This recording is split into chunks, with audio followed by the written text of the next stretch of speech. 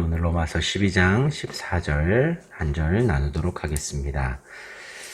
네, 로마서 12장 들어와서 하나님의 너희 몸을 하나님께 기뻐하시는 거룩한 산제사로 드리라 하였고, 또 이 세대를 본받지 말아라 라고 하였습니다. 그러면서 이제 하나님이 허락하신 그 믿음의 분량대로 생각하고 또 우리가 다 한 지체인 것을 잘 알고 있어라 라고 하면서 이제 그 섬김에 있어서 각 지체로서 어떠한 섬김이 있는지 각자 주신 은혜대로 은사대로 섬기는데 예언함으로 혹은 또 섬기는 일로 가르치는 일로 혹은 구제하는 자는 성실함으로 다스리는 자는 부지런함으로 긍휼을 베푸는 자는 즐거움으로 하라 라고 이제 8절까지 이야기를 합니다. 그러면서 9절 말씀이 사랑에는 거짓이 없나니 라고 하며 이런 모든 섬김에 있어서 사랑으로 함고 선에 속하고 또 형제를 사랑하고 서로 높이며 존경하고 그런 모든 것이 주를 섬기는 일에 포함이 되기에 부지런히 주를 섬기라 라고 합니다. 그러면서도 기도에 항상 힘쓰라는 경건에 대한 부분을 언급을 하며 성도들의 쓸 것을 공급하고 손대접하기를 힘쓰라 라는 말씀을 함께 합니다. 그러니까 잠깐 여담이지만 우리가 기도에 힘쓰는 일, 여기에서 기도에 힘쓴다라는 건 헌신하는 거예요. 기도하는 일에 헌신을 하고 계속적으로 기도를 하는 겁니다. 현재형으로 계속적으로 하는데 이 기도에 힘쓰면서 기도만 하는 것이 아니라 성도들의 쓸 것을 공급하고 기도하면서 손님 대접하기를 힘쓰라는 거예요. 그러니까 우리가 하나님 앞에 난 기도 열심히 해 라고 하면서 성도들 보기를 소홀히 하고 손님 대접하기를 소홀히 하는 건 내가 바르게 기도하고 있지 않다는 것입니다. 이제 그런 부분에 대한 말씀을 드리고 그러면서 오늘 14절 말씀이 너희를 박해하는 자를 축복하라 축복하고 저주하지 말라 라고 합니다.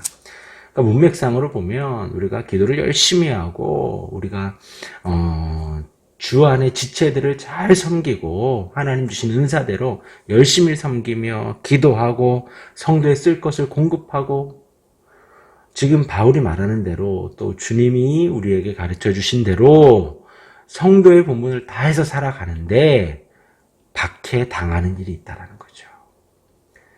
우리가 이 세상을 형통이라는 단어를 너무나도 좋아하는데 주님을 잘 섬기면 형통한다 라는 말이 아니라 주님을 잘 섬기다 보면 나를 미워하고 박해하는 자가 생긴다는 거예요. 우리가 박해를 받는다면 지금 내가 주를 제대로 섬기고 있다라는 말로도 이해할 수가 있습니다. 우리가 예수님이 이 땅을 그렇게 살아내셨죠.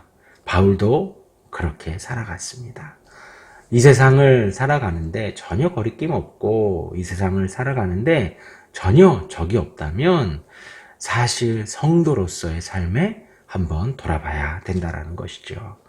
지금 여태까지 로마서 12장 1절에 들어오면 너희 몸을 하나님께 기뻐하시는 거룩한 산제물로 드려라.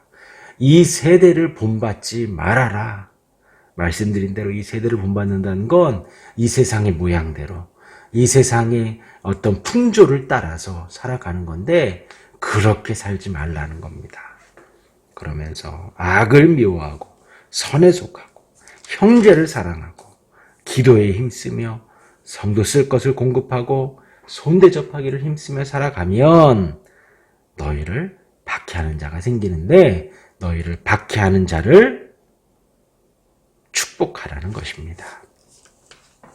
예수님은 산상수훈을 가르치시면서 5장 44절에 이렇게 말씀하십니다. 나는 너희에게 이르노니 너희 원수를 사랑하며 너희를 박해하는 자를 위하여 기도하라 라고 하였습니다. 신약에 들어서서 처음 기도하라는 단어를 예수님이 말씀하시는데 그때 누구를 위해서 기도하라? 너희를 박해하는 자를 위하여 기도하라는 거예요. 그 박해하는 자가 빨리 죽으라고 박해하는 자가 좀 저주받으라고 기도하는 것이 아니죠. 나를 박해하는 자를 위하여서 그가 형통하고 그가 잘되고 그가 축복받고 그가 건강해지고 그런 부분들을 위해서 기도하라는 것입니다. 또 누가복음 23장 34절에 예수님이 그렇게 산상수훈을 가르치셨죠. 누가복음 23장에 보면 예수님이 그렇게 하셨어요. 이에 예수께서 이르시되 아버지여 저들을 사하여 주옵소서. 자기들이 하는 것을 알지 못함이니이다. 지금 어디에서요? 십자가에서. 지금 뭐 손에 발에 못이 박히고 머리에 가시면류관을 쓰신 예수님께서 지금 하나님께 이렇게 기도하는 거예요. 저들이 하는 것을 알지 못합니다. 저들을 사하여 주옵소서. 용서해 주옵소서. 그 마음에 정말 용서해 달라고 예수님이 십자가 위에서 그들의 죄를 용서해 달라고 기도하십니다. 예수님이 용서해 달라고 하나님이 용서하시면 그는 천국 가는 거예요. 그렇죠? 그냥 뭐 말로 용서해 주십시오가 아니라 하나님이 그를 용서하시면 그의 죄가 없이 되고 그가 천국으로 가는 거거든요. 예수님이 진심을 담아서 본인에게 창을 겨누고 본인에게 대못을 받고 본인을 비난하고 손가락질하고 했던 그들이 하나님께 용서받기를 진심으로 기도하고 계십니다. 핍박하는 자를 용서하고 더 나아가 축복까지 해주는 것. 오늘 지금 바울의 가르침이 그렇죠. 너희를 박해하는 자를 축복하라. 인간을 우리의 어떤 타락한 성품으로 볼 때 이것은 어려운 일입니다. 힘든 일이죠. 우리 인간은 어떠냐면 자기에게 피해를 입힌 자에게 우선 보복하고 싶어 하죠. 그래서 정말 성인 군자처럼 자제력이 있고 참거나 그런 사람들, 평생 좀 이렇게 훈련이 잘 된 사람들은 참는 건 할 수 있어요. 어떤 걸 내가 보복하려고 하는 걸, 내가 복수하려고 하는 거를 참을 수는 있습니다.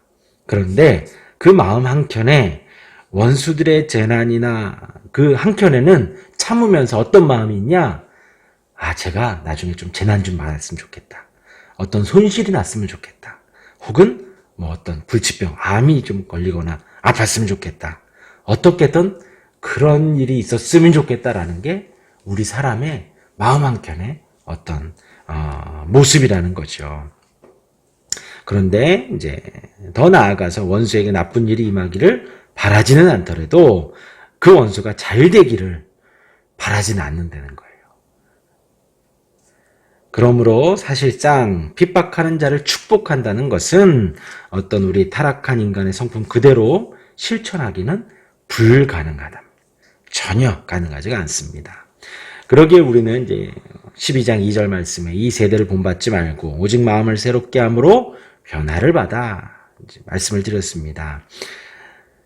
비로소 원수에게 보복하는 이 세대의 풍조, 그게 어떤 보복이라는 것이 방금 말씀드린 대로 이제 내 손으로 때리고 저주하고 그것을 넘어서서 절제해서 아무것도 안 하고 있다 하더라도 내 마음 한켠에는 제가 가다가 앞으로 넘어져 뒤통수 깨졌으면 좋겠다. 가다가 멀쩡히 가다가 그냥 발 걸려서 돌부리 걸려 넘어졌으면 좋겠다.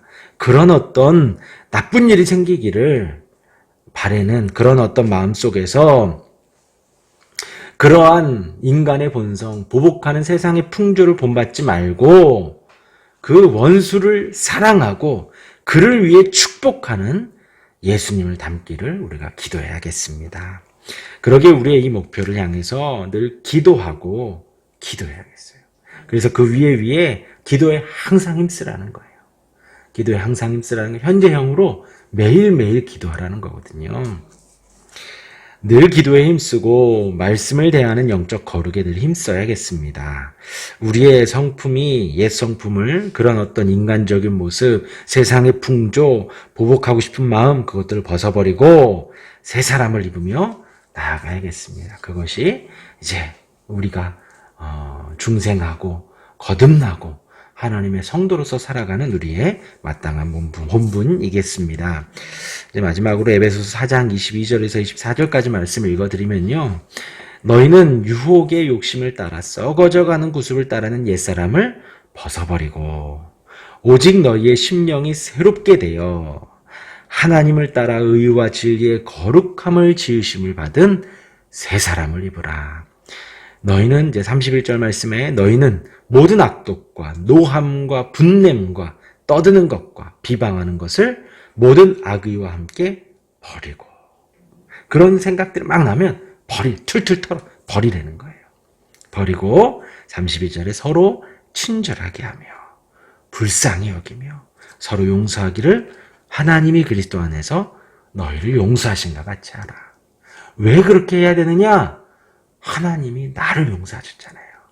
하나님의 원수였던 나를, 하나님을 욕했던 나를, 하나님의 뜻이 아닌 세상을 다 하나님 전혀 모르고 있던 그러한 나를 하나님이 품어주시고 용서해 주시고 나를 축복해 주시고 나로 성도가 되게 하셨으니 나 또한도 비록 내 원수지만, 나를 해했던 사람이지만, 나를 박해하는 자이지만 그를 축복하고 잘 되기를 기도하는 것이 성도의 마땅한 본분이겠습니다. 아멘. 기도하겠습니다.